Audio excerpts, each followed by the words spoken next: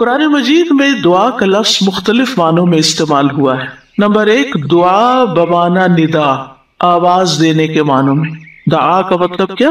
آواز دینا۔ جیسے سورۃ آل عمران میں آتا ہے فَقُلْ تَعَالَوْا نَدْعُ أَبْنَاءَنَا وَأَبْنَاءَكُمْ وَنِسَاءَنَا وَنِسَاءَكُمْ وَأَنفُسَنَا وَأَنفُسَكُمْ، تو آپ کہہ دیجئے کہ آؤ ہم اپنے اور تمہارے بیٹوں کو اور اپنی اور تمہاری عورتوں کو بلا لے، پکار لے، یعنی تم بھی ان کو بلا لو ہم بھی بلا لیں۔ تو بلانے کے معنوں میں استعمال ہوتا ہے۔ تو عربی زبان میں دعا اور ندا یہ دو لفظ مترادف بھی ہیں، ایک دوسرے سے ملتے جلتے ہیں، سینونیمز ہیں، ایک جگہ پر اکٹھے بھی استعمال ہوئے ہیں۔ الا دعاء و نداء، کہ پکار اور آواز کے سوا کچھ نہیں سنتا۔ پھر اسی طرح دعا بمعنی طلب کرنا، کسی چیز کی ڈیمانڈ کرنا۔ قرآن مجید میں آتا ہے وَلَا تَزِرُ وَازِرَةٌ وِزْرَ أُخْرَى وَإِن تَدْعُ مُثْقَلَةٌ إِلَىٰ حِمْلِهَا لَا يُحْمَلْ مِنْهُ شَيْءٌ وَلَوْ كَانَ ذَا قُرْبَىٰ، اور کوئی بھی بوجھ اٹھانے والا کسی دوسرے کے گناہوں کا بوجھ نہ اٹھائے گا۔ یہ کب کی بات ہے؟ قیامت کے دن۔ اور کوئی بوجھ سے لدا ہوا شخص اپنا بوجھ اٹھانے کے لیے کسی کو بلائے گا، اس کو پکارے گا، وَإِن تَدْعُ، تو وہ اس میں سے کچھ بھی نہیں اٹھا سکے گا، کوئی مدد نہیں کرے گا قیامت کے دن، اگرچہ وہ قریبی رشتہ دار ہی کیوں نہ ہو۔ تو کسی کو مدد کے لیے بلانا، آؤ میرا سامان اٹھاؤ، میرا بوجھ اٹھاؤ، اس کے لیے بھی لفظ دعا جس میں ایک طلب پائی جاتی ہے استعمال ہوتا ہے۔ اسی طرح دعا کا لفظ بمعنی قول، بات کے بھی استعمال ہوتا ہے۔ قرآن مجید میں آتا ہے فَمَا كَانَ دَعْوَاهُمْ اِذْ جَاءَهُمْ بَأْسُنَا إِلَّا أَن قَالُوا إِنَّا كُنَّا ظَالِمِينَ، جب ان کے پاس ہمارا عذاب آیا تو ان کا قول اس کے سوا کچھ نہ تھا کہ وہ کہنے لگے بے شک ہم ہی ظالم تھے۔ تو یہاں پر قول یا بات کے معنوں میں آیا ہے۔ پھر اسی طرح دعا کا لفظ عبادت کے معنوں میں بھی آتا ہے۔ سورۃ کہف میں نوجوانوں کا جو قصہ آتا ہے جس میں وہ اب ایمان کو بچانے کے لیے غار کی طرف جا رہے تھے، تو اللہ تعالیٰ نے ان کے بارے میں فرمایا وَرَبَطْنَا عَلَىٰ قُلُوبِهِمْ إِذْ قَامُوا فَقَالُوا رَبُّنَا رَبُّ السَّمَاوَاتِ وَالْأَرْضِ لَن نَّدْعُوَ مِن دُونِهِ إِلَٰهًا لَقَدْ قُلْنَا إِذًا شَطَطًا، اور ہم نے ان کے دلوں کو مضبوط کر دیا جب وہ اٹھ کھڑے ہوئے تو کہنے لگے ہمارا رب تو آسمانوں اور زمین کا رب ہے، ہم ہرگز اس کے سوا کسی الہ کو نہیں پکاریں گے، یعنی اس کی عبادت نہیں کریں گے، اور اگر ہم ایسا کریں تو یقیناً ہم نے ناانصافی کی بات۔ تو دعا بمعنی عبادت۔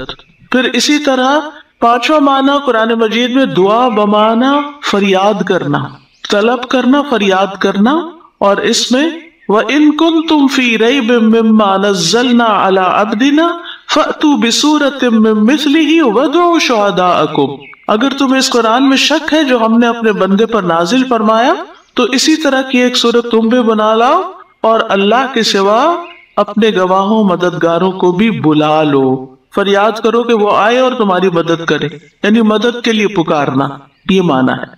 پھر اسی طرح دعا بمعنی کسی چیز کی ترغیب دینا، یعنی کسی چیز کی طرف دعوت دینا۔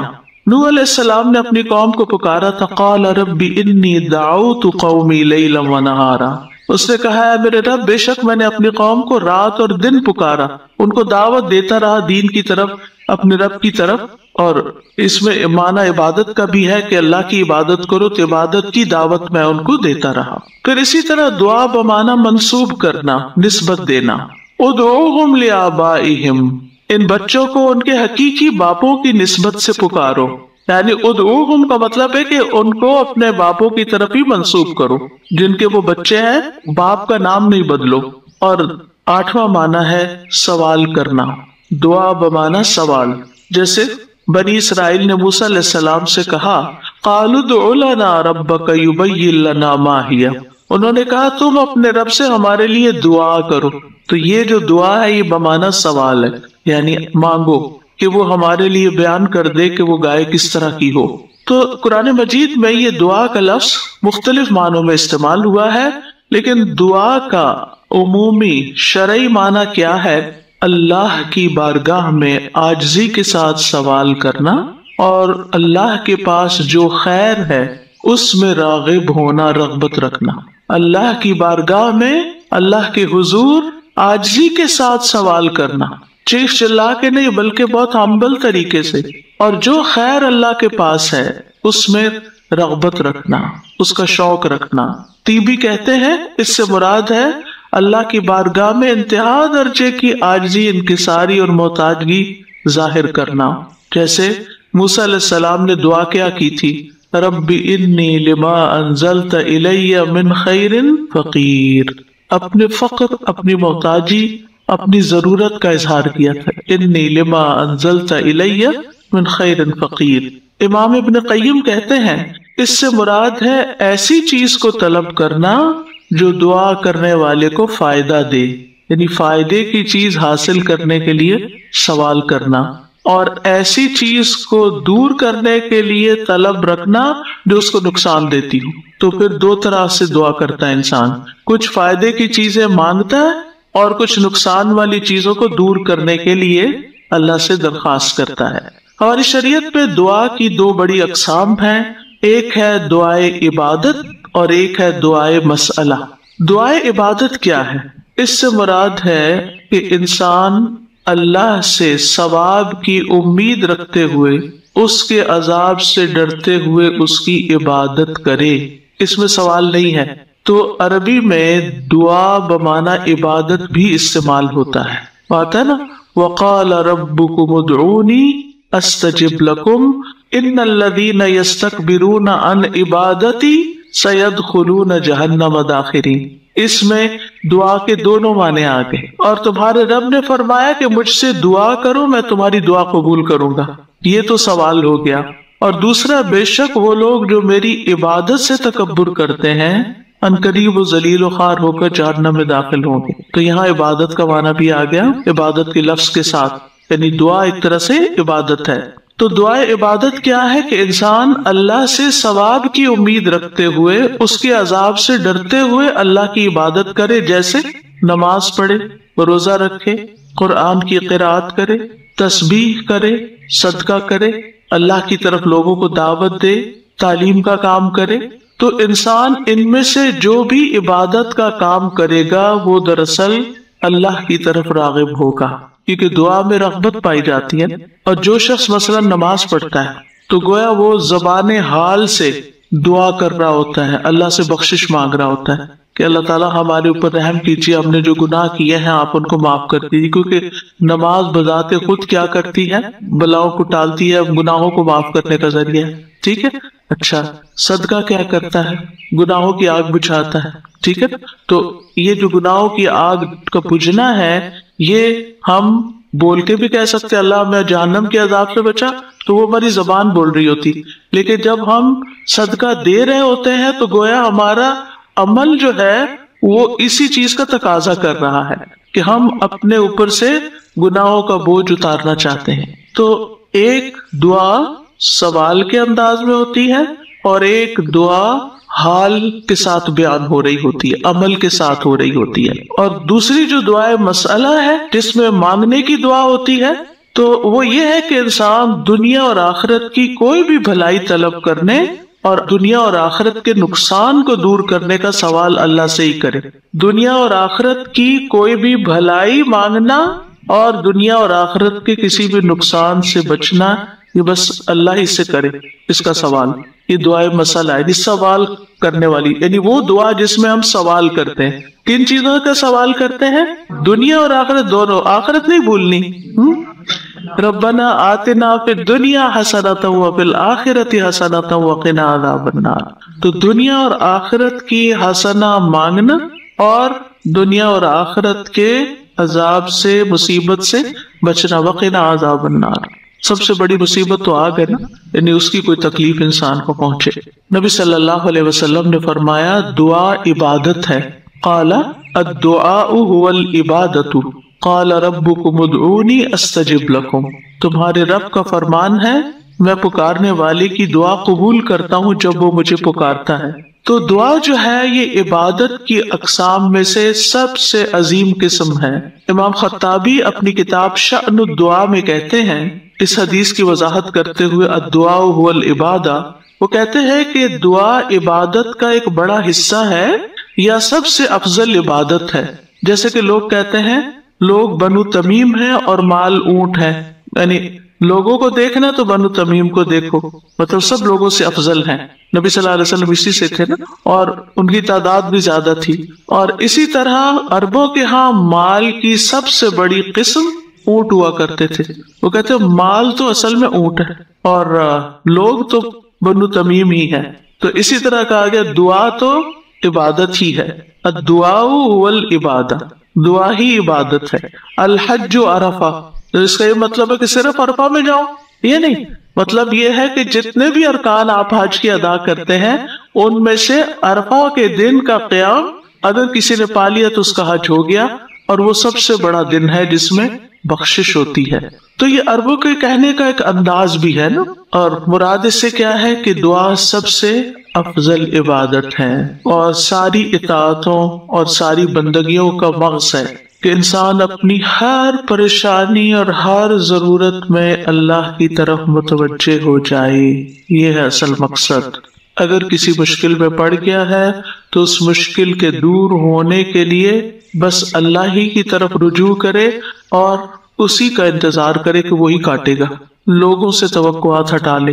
اس کا مطلب نہیں کہ ہم لوگوں سے ہیلپ لے نہیں سکتے، آپ لوگوں سے ہیلپ لے سکتے ہیں، آپ ان کو بتا سکتے ہیں کہ آپ کس مشکل میں اور اس کا حل کیا ہے، لیکن ان سے توقع نہ رکھے کہ یہ میری مشکل حل کر دیں گے. مثلا آپ کو کوئی پرابلم ہوئی ہے، آپ کسی سے مشورہ کرنا چاہتے ہیں، آپ کسی سے کاؤنسلنگ لینا چاہتے ہیں، آپ ضرور لیں، لیکن یہ توقع نہ رکھیں کہ یہ آپ کا مسئلہ حل کر دے گا یا بس یہی آپ کے لیے سب کچھ ہو گیا.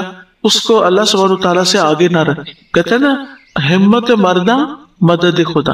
ہمت آپ نے کرنی ہے، کوشش آپ نے کرنی، مدد اللہ نے کرنی ہے. دعا کی بھی ہمت ہوتی ہے اور دعا کے لیے بھی ایک ایفرٹ لگانی پڑتی ہے اور اس کے لیے یکسو ہونا پڑتا ہے. خصوصاً آپ دیکھیں کہ جب کسی بڑی پریشانی کے نتیجے میں انسان کے ہوش اڑ جاتے ہیں، اوسان خطا ہو جاتے ہیں، اس کو کچھ سمجھ نہیں آتی، تو ایسی صورت میں انسان اپنے خیالات کو مجتمع کر کے فوکس کر کے پوری توجہ کے ساتھ اللہ کی طرف جب متوجہ ہوتا ہے تو یہ ہے اصل میں دعا کی روح. اور نہ صرف یہ کہ بڑی مشکلات میں بلکہ چھوٹی چھوٹی ضروریات میں بھی اللہ کی طرف رغبت کرنی چاہیے. دعا کی ضرورت کیوں ہے ہماری زندگی میں؟ کیونکہ ہم اللہ کے محتاج ہیں، بادشاہ وہی ہے، ہم فقیر ہیں. یا ایھا الناس انتم الفقراء الی اللہ، اے لوگو تم سب اللہ کے محتاج، کوئی بھی انڈیپینڈنٹ نہیں، کوئی بھی یہ نہیں کہہ سکتا کہ میں اپنے سب کام خود ہی کر سکتا ہوں. واللہ هو الغنی الحمید، اور اللہ سب سے بے پرواہ ہے اور تعریف کے لائق ہے. بندوں میں سے کوئی بھی بے پرواہ نہیں ہو سکتا، ہم سب محتاج ہیں. دوسری بات، اللہ سارے خزانوں کا مالک ہے. وَإِن مِّن شَيْءٍ إِلَّا عِندَنَا خَزَائِنُهُ، کوئی چیز ایسی نہیں، وَإِن مِّن شَيْءٍ إِلَّا عِندَنَا خَزَائِنُهُ، کہ جس کے خزانے ہمارے پاس نہ ہوں. آپ کوئی چیز آرڈر کرنا چاہتے ہیں تو پتہ چلتا ہے وہ تو ہے ہی نہیں، ختم ہو گئی، سٹاک ختم، آؤٹ آف سٹاک. بڑی سے بڑی کمپنی، بڑے سے بڑے ریسورسز رکھنے والے انسانوں سے جب آپ مانگتے ہیں تو آپ دیکھیں کیا ہوتا ہے کہ انسان بعض اوقات وہ اوپر جا کے اتنے ہی نیچے گرتے ہیں کہ پائی پائی کے محتاج ہو جاتے ہیں. ایسی مثالیں آپ نے بھی دیکھی ہوں گی، سنی بھی ہوں گی کہ کہاں ان کے پاس بہت کچھ تھا اور کہاں وہ زیرو پہ آ گئے. اللہ تعالیٰ ایسا نہیں ہے، ہمیشہ سے ہے اس کے پاس اور ہمیشہ رہے گا. ساری مخلوق اگر اسی میدان میں جمع ہو کر سب کچھ مانگے تو بھی اللہ تعالیٰ کے خزانوں میں اتنی کمی نہیں آتی جتنی ایک سوئی کو سمندر میں ڈبو کے نکالا جائے تو پانی جو سوئی کے ساتھ لگتا ہے اتنی بھی کمی نہیں ہوتی. وہ جتنا چاہے خرچ کرتا رہے، جتنا چاہے وہ بندوں کو دیتا رہے، پھر بھی اس کے ہاتھ بھرے رہتے ہیں، ان میں کوئی کمی نہیں ہوتی. ایک اور آیت میں آتا ہے سورۃ المنافقون میں، وَلِلَّهِ خَزَائِنُ السَّمَاوَاتِ وَالْأَرْضِ، آسمانوں اور زمین کے خزانے اللہ کے پاس ہیں. پھر کیا کرنا چاہیے؟ اس کے پاس جانا چاہیے جس کے پاس کوئی خزانہ نہیں ہے، اس کے پاس جو سارے خزانوں کا مالک. مشکل یہ ہے کہ ہمارے مانگنے میں کمی ہوتی ہے، دیر ہوتی ہے. وہ سب کچھ دے سکتا ہے، سب کچھ ہے اس کے پاس، یو نیم اٹ. آپ گھر جا کے بیٹھے غور کریں، نماز کے بعد کسی اور خاموشی تنہائی کے وقت، مجھے کیا چاہیے، مجھے کیا مسئلہ ہے، مجھے کیا پرابلم ہے، میری کیا پریشانی ہے، کیا اللہ کے پاس اس کا حل ہے؟ یقیناً ہے، وہ کر سکتا ہے، بالکل کر سکتا ہے. پھر مجھے کیا کرنا چاہیے؟ اسی سے مانگنا چاہیے. اس سے گڑ گڑا کے مانگنا چاہیے، اس سے اپنی محتاجی اور اپنی بیچارگی کا اظہار کر کے مانگنا چاہیے۔ امن یجیب المضطر اذا دعاہ ویکشف السوء، اللہ تعالیٰ آپ سے پوچھتے کون ہے جو بے قرار کی، مضطر بے قرار بے چین انسان کی بات سنتا، اس کو جواب دیتا۔ امن یجیب المضطر اذا دعاہ، جب بھی وہ اس کو پکارتا ہے، ویکشف السوء، اور وہ تکلیف کو دور بھی کرتا ہے۔ ایسا نہیں کہ وہ صرف سن رہا ہے، اس نے وہ تکلیف دور بھی کر دینی ہے۔ اور آپ کہیں گے بس اتنی سی بات تھی، میں اس کو اتنا پہاڑ بنائے ہوئے تھی، اپنی زندگی کا بہت بڑا مسئلہ بنائے ہوئے تھی، اور اللہ تعالیٰ کے لیے بس اتنی سی بات، میرے مانگنے میں کمی تھی، اس کے پاس نہیں کمی، ہماری دعا میں کمی ہے، ہمارے اخلاص میں کمی ہے، اس کے دینے میں کمی نہیں ہے۔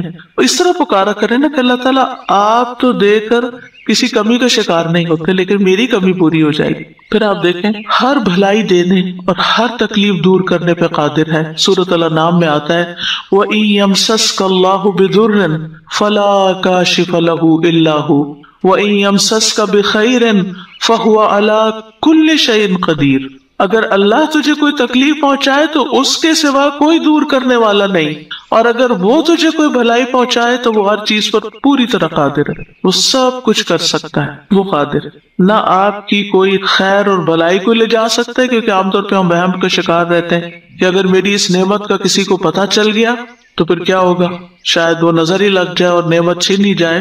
ہر وقت اس وہم کا شکار رہنا دراصل اپنے آپ کو ٹارچر کرنا ہے، نہیں۔ وَإِن يَمْسَسْكَ بِخَيْرٍ، اگر اللہ نے آپ کو کوئی خیر دی ہے، فَهُوَ عَلَى كُلِّ شَيْءٍ قَدِيرٌ، وہ ہر چیز پہ قادر ہے، وہ آئندہ بھی دیے رکھے گا۔ اس نے اس لیے تھوڑی دی ہے کہ بس ایک بندہ کوئی دیکھے اس چیز کو اور بس وہ واپس لے لے، وہ ایسا نہیں کرتا۔ ایک روایت میں آتا ہے کہ ایک شخص نے رسول اللہ صلی اللہ علیہ وسلم سے پوچھا، اے اللہ کے رسول، آپ کن چیزوں کی دعوت دیتے ہیں؟ یعنی آپ کی دعوت کیا ہے، آپ کیا بتاتے ہیں لوگوں کو، آپ کیا سکھاتے ہیں؟ آپ نے فرمایا میں اس اللہ کی طرف دعوت دیتا ہوں جو اکیلا ہے، وہ اللہ کہ جب تم پر کوئی مصیبت آتی ہے اور تم اسے پکارتے ہو تو وہ تم سے تمہاری مصیبت دور کر دیتا ہے۔ یہ ہے اللہ کا تعارف۔ جب آپ کے بچے آپ سے پوچھیں اللہ کون ہے تو آپ کیا بتاتے ہیں؟ یہ بڑے بڑے لفظ بولتے ہیں نا، یہ دیکھیں یہاں پر کیا بولا گیا، اتنے سمپل۔ آپ بچے کو کہہ سکتے ہیں اللہ وہ ہے جو تمہیں کھانا دیتا ہے، اللہ وہ ہے جو تمہیں فلاں چیز دیتا ہے، تمہیں ماما بابا دیے ہیں، جو جو بچے کی ضرورت ہوتی ہے ایج کے حساب سے آپ اس اعتبار سے بچے کو اللہ کا تعارف کرا سکتے ہیں، وہ ان چیزوں کے ساتھ جو نظر آتی ہیں اور جو اس کی پسند کی ہے کہ وہ ہے اللہ۔ پھر آپ نے فرمایا کون ہے اللہ کہ جب تم کسی بیابان اور جنگل میں راستہ بھول جاؤ اور تم اس سے دعا کرو تو وہ تمہیں واپس پہنچا دیتا ہے۔ اور صرف جنگل بیابانی، اب تو خیر جی پی ایس وغیرہ کی سہولت موجود ہے، اس کے باوجود بھول جاتے ہیں نا، اس کے باوجود غلط ٹرن لے لیتے ہیں، کبھی پہلے اور کبھی بعد میں۔ جی پی ایس فریز ہو جاتے ہیں، نیٹ چلا جاتا ہے، روڈ میپ ختم ہو جاتا ہے، کئی مسائل ہیں۔ تو کبھی بھی راستہ بھولیں تو ہم پہلی بات یہ سوچیں کہ اللہ سے دعا کرتے ہیں اللہ راستہ دکھا دے۔ راستہ بھولنے پر مجھے کبھی ٹینشن نہیں، میں ہمیشہ سوچتی ہوں اللہ پہنچا دے گا، ہو جائے گا، کوئی مسئلہ نہیں، اللہ کے تو علم ہے نا۔ میں تو کہتے ہیں کہ آپ کو پتہ ہے نا کہاں ہے، بس وہاں لے جائیں، ہمیں نہیں پتا، آپ کو تو پتا ہے نا۔ تو جب آپ اللہ سے مانگتے ہیں، کبھی لاڈ پیار سے، کبھی اس کی کسی صفت کا واسطہ دے کر، کبھی اپنی عاجزی محتاجی ظاہر کر کے، وہ ضرور سنتا ہے۔ پھر فرمایا وہ ذات کہ جب تم قحط سالی میں مبتلا ہوتے ہو اور تم اس سے دعا کرتے ہو تو وہ تم پر پیداوار ظاہر کر دیتا ہے، یعنی تمہاری پیداوار اگا دیتا ہے زمین سے۔ یہ ہے اللہ، یہ اللہ کا تعارف۔ پھر آپ دیکھیے کہ ہم کیوں اللہ سے مانگیں، کیونکہ زمین و آسمان کی ساری مخلوق اللہ ہی سے مانگتی ہے۔